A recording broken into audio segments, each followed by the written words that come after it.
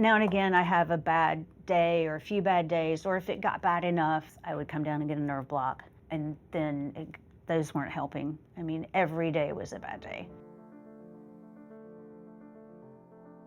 My name is Cheryl Harmon Mead. My husband and I own a plumbing contracting company. I was diagnosed at 14 with scoliosis. The brace that they used at that point in time wasn't an option. It was just monitor it, and it just progressed pretty rapidly. And so at 17, I had my first surgery. About 2000, 2001, I started having the sciatic type pain.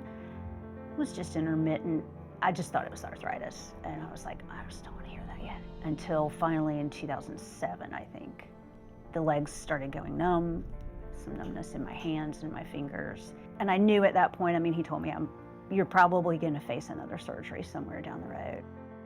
So I met Cheryl in 2016. She ended up coming in because she was developing some symptoms. She was developing some pain, some discomfort. And I think she was seeking kind of counsel on when to have another surgery, if she needed another surgery, and what that would look like.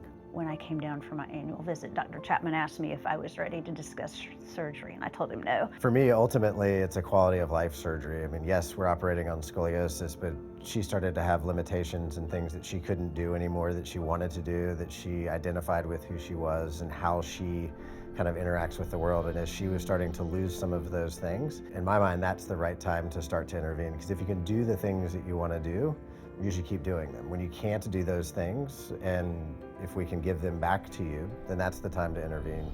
Sitting too long hurt, standing too long hurt. The last year, I couldn't walk for more than about 5 minutes at a time without it just being misery. For her, we elected to go in through her abdomen. We could get good support through the front, between the bones. It increases the rate of fusion. It's a more solid construct. And then we also went in the back. We were able to kind of extend her prior fusion and her prior instrumentation, put pedicle screws in to stabilize everything and to decompress the nerves that we needed to from the back.